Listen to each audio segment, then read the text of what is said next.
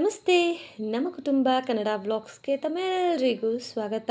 ನಾನು ನಿಮ್ಮ ಪ್ರೀತಿಯ ಕನ್ನಡತಿ ಭಾಗ್ಯ. ಫ್ರೆಂಡ್ಸ್, ಎಲ್ಲರೂ ಹೇಗಿದ್ದೀರಾ? ಎಲ್ಲರೂ ಸೇಫಾಗಿ ಚೆನ್ನಾಗಿದ್ದೀರಾ?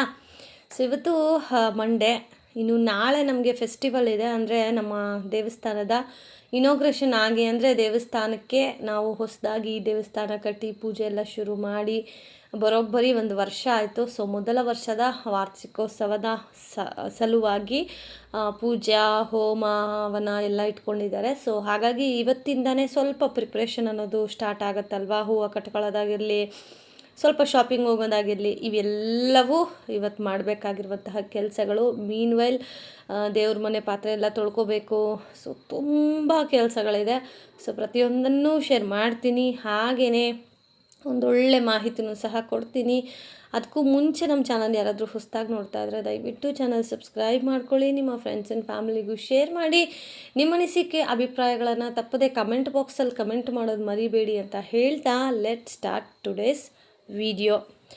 So Monday morning actually pulao ಅಂತಂದರೆ ನಮ್ಮ ಮನೇಲಿ ಆಲ್ ಟೈಮ್ ಫೇವ್ರೆಟ್ ಫುಡ್ಡಲ್ಲಿ ಇದು ಒಂದು. ಓಕೆ, ಪರ್ಯಂತಕ್ಕೆ ಮೊಸರು ಬಜ್ಜಿ, ಪಲಾವು ಇದೆಲ್ಲ ಹಾಕಿ ಲಂಚ್ ಬಾಕ್ಸಿಗೆ ಕಳಿಸಿದ್ರೆ ನೀಟಾಗಿ ಖಾಲಿ ಮಾಡ್ಕೊಂಡು ಬರ್ತಾನೆ. ಸೊ ಹಾಗಾಗಿ ಇವತ್ತು ಮೊಸರು ಬಜ್ಜಿ, ಪಲಾವು ಎಲ್ಲ ಮಾಡಿದ್ದೆ. ಸೊ ಇನ್ನು ನಾಳೆ ಪರ್ಯಂತ್ಗೆ ಸ್ಕೂಲ್ ಇರುತ್ತೆ. ಸೊ ಹಾಗಾಗಿ ಅವನ್ನ ಸ್ಕೂಲಿಗೆ ಕಳಿಸಿ ನಾವು ದೇವಸ್ಥಾನಕ್ಕೆ ಹೋಗಬೇಕು. ಸೊ ಇನ್ನು ಅದಕ್ಕೆ ಅಂತ ಹೇಳಿ ನಾನು ಏನಾದರೂ ಚಿತ್ರಾನ್ನ, ಪುಳಿಯೋಗರೆ ಆ ಥರ ಏನಾದರೂ ಮಾಡ್ಕೊಳ್ಳೋಣ, ಬಟ್ ಇವತ್ತು ಪಲಾವ್ ಮಾಡೋಣ ಅಂತ ಹೇಳಿ ನಮ್ಮ ಯಜಮಾನ್ರೆ ಐಡಿಯಾ ಕೊಟ್ಟಿದ್ದು. ಇಲ್ಲ, ಪಲಾವ್ ಮಾಡಬೇಕು, ತಿನ್ಬೇಕು ಅನಿಸ್ತಾ ಇದೆ ಅಂತ. ಜೊತೆಗೆ ಮೊಸರು ಬಜ್ಜಿ ಒಂಥರ ಅಲ್ಟಿಮೇಟ್ ಕಾಂಬಿನೇಷನ್ ಇವೆರಡೂ, ಪಲಾವು ಮೊಸರು ಬಜ್ಜಿ. ಆಮೇಲೆ ಕೆಲವೊಬ್ಬರು ಪಲಾವ್ನ ಚಟ್ನಿ ಜೊತೆಗೂ ತಿಂತಾರೆ, ಬಟ್ ಅದಕ್ಕೆ ಅಷ್ಟು ಕಾಂಬಿನೇಷನ್ ಅನಿಸೋದಿಲ್ಲ. ಮೊಸರು ಬಜ್ಜಿ ಇದ್ದರೆ 2 ತುತ್ತು ಜಾಸ್ತಿ ತಿನ್ಬೋದು ಆ ಥರ. ಸೊ ಇವಾಗ ಪರ್ಯಂತ್ ಲಂಚ್ ಬಾಕ್ಸ್ಗೆ ಅಂತ ಹೇಳಿ ಇಲ್ಲಿ ಪ್ಯಾಕ್ ಮಾಡ್ತಾಯಿದ್ದೀನಿ. ಬ್ರೇಕ್ಫಾಸ್ಟ್ಗೂ ಸ್ವಲ್ಪ ಅದನ್ನೇ ತಿನ್ನಿಸ್ತೀನಿ ನಾನು.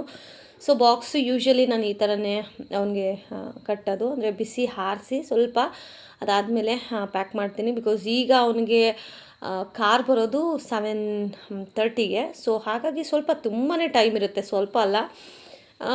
ಇನ್ನು ಸ್ನ್ಯಾಕ್ಸ್ಗೆ ಅಂತ ಹೇಳಿ ಡ್ರೈ ಫ್ರೂಟ್ಸ್ ಎಲ್ಲ ಇತ್ತಲ್ವ, ಸೊ ಡ್ರೈ ಫ್ರೂಟ್ಸೇ ಹಾಕಿದ್ದೀನಿ. ವೀಕ್ಲಿ ಒನ್ಸ್ ಆರ್ ಟ್ವೈಸ್ ಈ ಥರ ಹೆಲ್ದಿಯನ್ನು ನಾನು ಕೊಟ್ಟು ಕಳಿಸ್ತೀನಿ. ಇನ್ನು ವೀಕ್ಲಿ ಒನ್ಸ್ ಆರ್ ಟ್ವೈಸ್ ಸ್ನ್ಯಾಕ್ಸ್ಗೆ ಈ ಚಿಪ್ಸು ಆ ಥರದನ್ನು ಕಳಿಸ್ತೀನಿ. ಬಿಕಾಸ್ ಮಕ್ಕಳಲ್ವಾ, ಎಲ್ಲವನ್ನು ನಾವು ಹೆಲ್ದಿಯಾಗೇ ಕೊಡಬೇಕು ಅಂತಂದರೆ ಅವ್ರಿಗೂ ಪಾಪ ತೊಗೊಳಕ್ಕೆ ಕಷ್ಟ ಆಗುತ್ತೆ. ಸೊ ಅದಕ್ಕೇ ವೀಕ್ಲಿ ಒನ್ಸ್ ಅಥವಾ ಟ್ವೈಸ್ ಸ್ನ್ಯಾಕ್ಸ್ ಕೊಟ್ಟು ಕಳಿಸ್ತೀನಿ, ಚಿಪ್ಸು ಆ ಥರದ್ದು ಎಲ್ಲನೂ.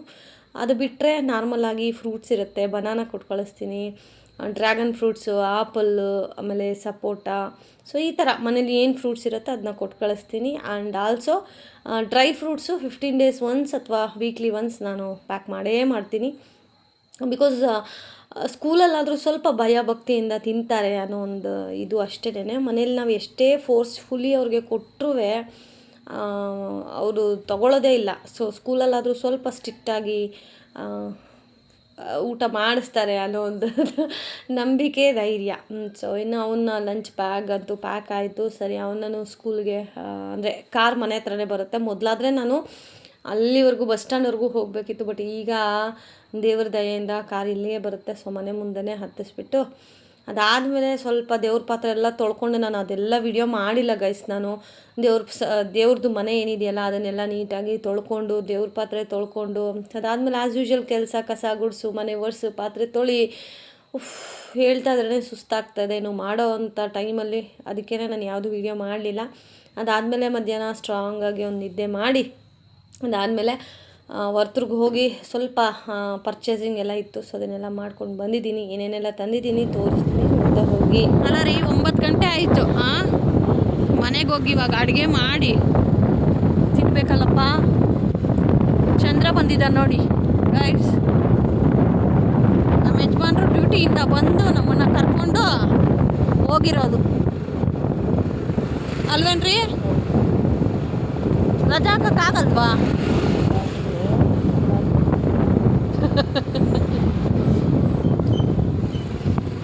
ಸೊ ನೋಡಿ, ಚಂದ್ರ ಅವಾಗಿಂದ ನೋಡ್ತಾ ಇದ್ದೀನಿ, ನಮ್ಮ ಹಿಂದೆನೇ ಬರ್ತಾ ಇದ್ದಾನೆ.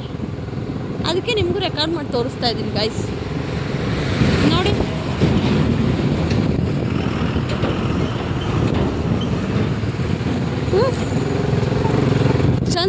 ವೆರಿ ನಾಟಿ. ಏನು ನಮ್ಮ ಯಜಮಾನ್ರು ಚಂದ್ರ ನೋಡಿ ಅವಾಗಿಂದ ನಮ್ಮ ಹಿಂದೆನೇ ಬರ್ತಾ ಇದ್ದಾರೆ. ಸರಿ ಗಾಯ್ಸ್, ಮನೆಗೆ ಹೋಗಿ ಏನೇನು ತಂದಿದ್ದೀನಿ ಅಂತ ತೋರಿಸ್ತೀನಿ. ಓಕೆ, ಬಾಯ್ ಬಾಯ್.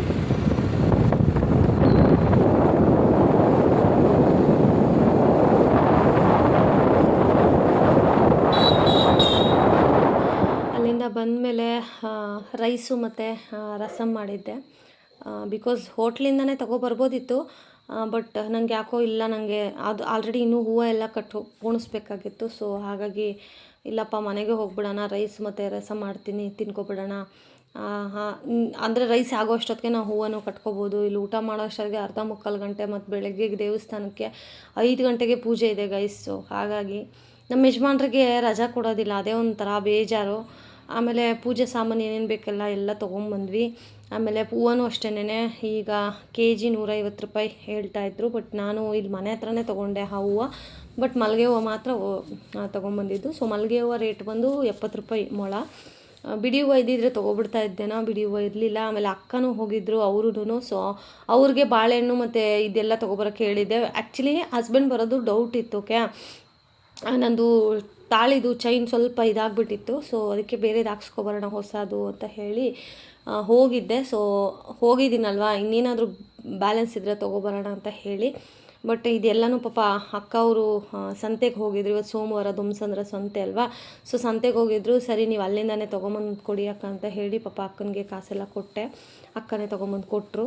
ಸೊ ಇದೆಲ್ಲ ಆಮೇಲೆ ನಾವು ಹೋಗಿದ್ವಲ್ಲ, ಸೊ ಅದೇ ಚೈನೆಲ್ಲ ಇದು ಮಾಡಿಸ್ಕೊಂಡು, ಅದಾದ್ಮೇಲೆ ಸ್ವಲ್ಪ ಕೆಲಸ ಇತ್ತು ಮೇಯ್ನಾಗಿ, ಅದೆಲ್ಲ ಮುಗಿಸ್ಕೊಂಡು ಮನೆಗೆ ಬರೋಷ್ಟೊತ್ತಿಗೆ 9 o'clock. ಸೊ ಅಲ್ಲಿಂದ ಬಂದ ತಕ್ಷಣ ಮಾಡಿದ ಕೆಲಸನೇ ಫಸ್ಟ್ ರೈಸ್ಗಿಟ್ಟು, ರಸಮ್ಗಿಟ್ಟು, ಅದಾದಮೇಲೆ ಇಲ್ಲಿ ನಾನು ಏನೇನು ತಂದಿದ್ದೀನಿ ಅಂತ ಹೇಳಿ ನಿಮ್ಮ ಜೊತೆಗೆ ಶೇರ್ ಮಾಡ್ತಾ ಇರೋದು.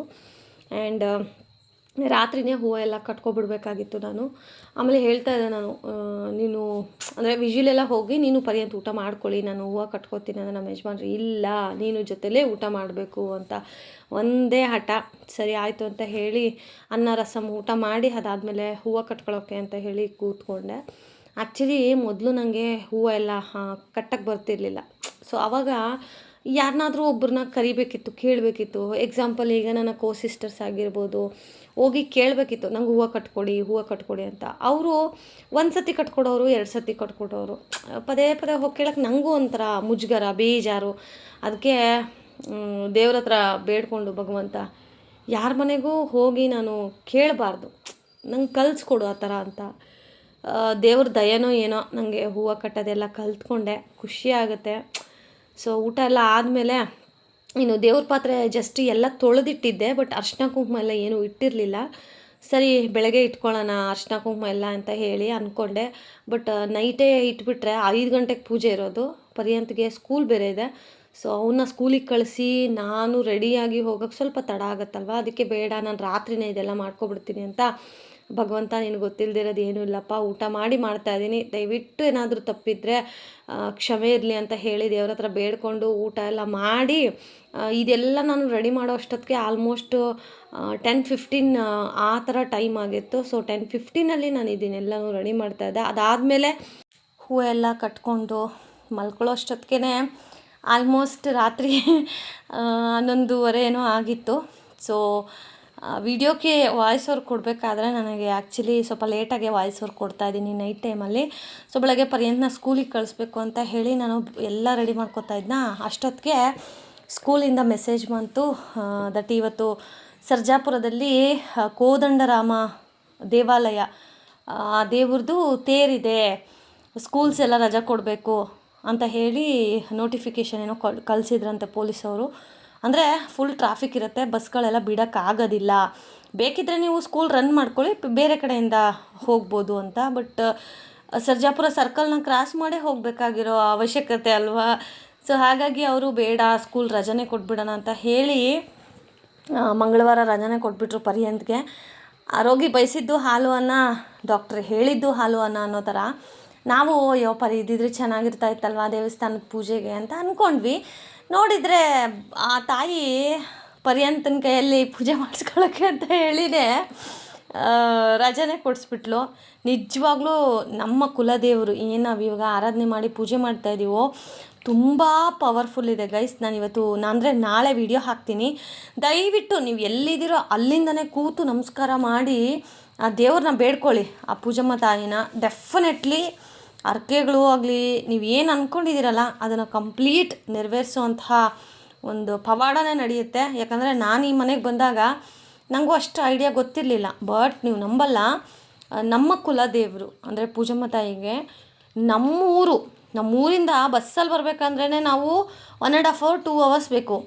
ಆ ಕಾಲದಲ್ಲೇ ಅಲ್ಲಿಂದ ನಮ್ಮೂರು ಅಕ್ಕಪಕ್ಕದ ಊರವರೆಲ್ಲ ಈ ಊರಿಗೆ ದೇವಸ್ಥಾನಕ್ಕೆ ಬರೋರಂತೆ. ಆವಾಗ ಪೂಜಮ್ಮ ತಾಯಿ ಮೈ ಮೇಲೆಲ್ಲ ದೇವ್ರು ಬಂದು ಎಲ್ಲ ಹೇಳ್ತಾ ಇತ್ತು ಅಂತ ಹೇಳಿ ಸಹ ನಂಬ್ತಾರೆ. ಬಟ್ ನಾನು ಬಂದಾಗಿಂದ ಇಲ್ಲ, ಯಾಕಂದರೆ ದೊಡ್ಡ ಪುರೋಹಿತರು ಏನಿದ್ರು ಪಾಪ ಅವರು ದಿವಂಗತರಾದರು. ಸೊ ಹಾಗಾಗಿ ಅದು ನಾನು ನೋಡಿಲ್ಲ. ಆ ಅಜ್ಜಿ ಎಲ್ಲ ಹೇಳೋರು, ಅಯ್ಯೋ ನಿಮ್ಮೂರವರೆಗೂ ನಾವು ದೇವಸ್ಥಾನಕ್ಕೆ ನಡ್ಕೊಂಡು ಬರ್ತಾ ಇದ್ವಮ್ಮ ಅಂತ ಹೇಳಿ. ಅಂದರೆ ಲೆಕ್ಕ ಹಾಕ್ಕೊಳ್ಳಿ ಎಷ್ಟರ ಮಟ್ಟಿಗೆ ಆ ತಾಯಿಯ ಪವಾಡ ಇದೆ ಅಂತ ಹೇಳಿ ನೀವೇ ಯೋಚನೆ ಮಾಡಿ. ತುಂಬ ಪವರ್ ಇದೆ. ಆದರೆ ಒಂದು ಸತಿ ಬಂದು ವಿಸಿಟ್ ಮಾಡಿ ದೇವ್ರಿಗೆ ಹರಕೆನಾದ್ರು ಹೊತ್ಕೊಂಡು, ಅಥವಾ ನಿಮ್ಗೆ ಈ ಥರ ಇದೆ ನನಗೆ ಆಗಬೇಕು ಅಂತ ಹೇಳಿ ನಿಮಗಿದ್ರೆ ಒಂದು ಸತಿ ತಾಯಿನ ಬೇಡ್ಕೊಳ್ಳಿ, ಡೆಫಿನೆಟ್ಲಿ ಆಗೇ ಆಗುತ್ತೆ. ನಾನು ಹರಕೆ ಎಲ್ಲ ಹೊತ್ಕೊಂಡಿದ್ದೆ, ಪುಣ್ಯ ಎಲ್ಲ ನೆರವೇರಿದೆ.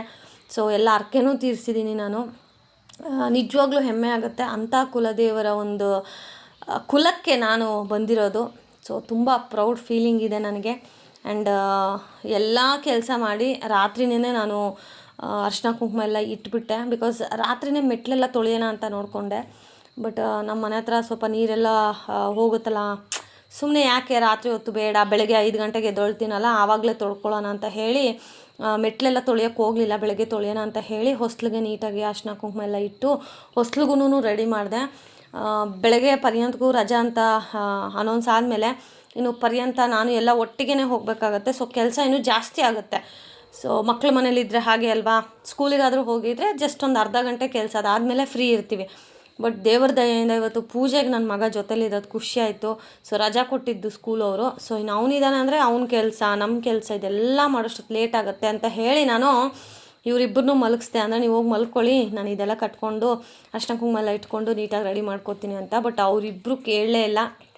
ಪಾಪ ನಾನು ಎಷ್ಟೊತ್ತವರೆಗೂ ಎದ್ದಿದ್ನೋ ಅಷ್ಟೊತ್ತವರೆಗೂ ತಂದೆ ಮಗ ಇಬ್ಬರೂ ಎದ್ದು ಪಾಪ ನನ್ನ ಜೊತೆಗೆ ಏನೂ ಮಾಡದೇ ಇದ್ರೂ ಆ ಬೋರ್ ಆಗದೆ ಇರೋ ಥರ ನೋಡ್ಕೊಳ್ಳೋದಿದೆಯಲ್ಲ, ಅದು ಒಂಥರ ಖುಷಿ.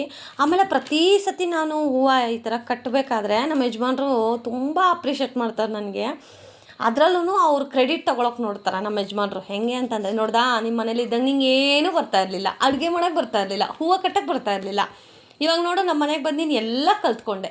ಅಂದರೆ ಅದರಲ್ಲೂ ಕ್ರೆಡಿಟ್ ನೋಡಿ ಹೆಂಗೆ ಗಂಡು ಮಕ್ಕಳ ಮೆಂಟಾಲಿಟಿ ಅಂತ ಹೇಳಿ. ಏನೋ ನನ್ನ ಹೆಂಡತಿ ಕಟ್ತಾ ಇದ್ದಾಳಪ್ಪ ಖುಷಿ ಆಯಿತು. ಅಂದರೆ ನಾನು ಕೆಲವೊಬ್ಬರ ಮೇಲಿರುವಂಥ ನನಗೆ ಹಠ ಇದ್ದರೆ ನಾನು ಏನು ಬೇಕಾದರೂ ಸಾಧನೆ ಮಾಡ್ತೀನಿ. ನಂಗೆ ಆವಾಗಲಿಂದನೂ ಅದೊಂಥರ ಹಠ ಅನ್ನೋದು.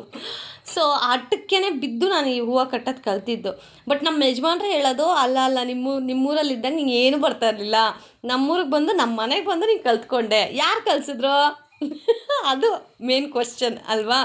ಸುಮ್ಮನೆ ಕ್ರೆಡಿಟ್ ತೊಗೋತಾ ಇದ್ದಲ್ಲ, ಸರಿ ಆಯಿತು ಬಿಡಪ್ಪ ಕ್ರೆಡಿಟ್ ನಿನಗೆ ಕೊಡ್ತೀನಿ ಅಂತ ಹೇಳಿ ಖುಷಿಯಾಗಿ ಕ್ರೆಡಿಟ್ ಕೊಡೋದು ಅಷ್ಟೇನೆ. ನೀವು ನೋಡ್ತಾ ಇದ್ದೀರಲ್ಲ, ಪರ್ಯಂತೂ ಸಹ ನನ್ನ ಜೊತೆಗೇ ನನಗೆ ಹೆಲ್ಪ್ ಮಾಡಿಕೊಂಡು ಓಡಾಡಿಕೊಂಡು ಆ ಪುಟ್ಟ ಕಾಲು ನೋಡಿದ್ರಲ್ಲ ನೀವು. ಹೀಗೆ 11:15ವರೆಗೂ ಇಬ್ಬರೂ ಮಲಗಲಿಲ್ಲ, ನನ್ನ ಜೊತೆಗೇ ಇದ್ದರು. ಸೊ ಬೆಳಗಿನ ಜಾವ ಎಷ್ಟೊತ್ತಿಗೆ ಎದ್ದೆ, ಹೇಗೆಲ್ಲ ಪೂಜೆ ಆಯಿತು ಅನ್ನೋದನ್ನು ನಿಮಗೆ ನಾಳೆ ವಿಡಿಯೋದಲ್ಲಿ ಅಪ್ಲೋಡ್ ಮಾಡ್ತೀನಿ. ಸೊ ಸದ್ಯಕ್ಕೆ ಇವತ್ತು ಕೊನೆಯದಾಗಿ ಒಂದು ಇನ್ಫಾರ್ಮೇಷನ್ ಏನಪ್ಪ ಅಂತಂದರೆ, ಯಾರೆಲ್ಲ ತುಂಬ ಕಷ್ಟ ಇದೆ ನಮಗೆ ಅಂತ ಅನ್ನೋರು ಒಂದು ಸತಿ ನಾಳೆ ನಾನು ಹಾಕುವಂತಹ ವಿಡಿಯೋಗೆ ದಯವಿಟ್ಟು ಕೈ ಮುಗಿದು ಆ ತಾಯಿ ಪೂಜಮ್ಮನ ಬೇಡ್ಕೊಳ್ಳಿ, ನಿಮ್ಮೆಲ್ಲ ಕಷ್ಟಗಳು ನೆರವೇರಲಿ ಅಂತ ನಾನು ವಿಶ್ ಮಾಡ್ತೀನಿ. ಆ್ಯಂಡ್ ಹೇಗಿತ್ತು ಇವತ್ತಿನ ವೀಡಿಯೋ ಅನ್ನೋದನ್ನು ತಪ್ಪದೆ ಕಮೆಂಟ್ ಮಾಡಿ. Thank you so much for watching friends. Lots of love.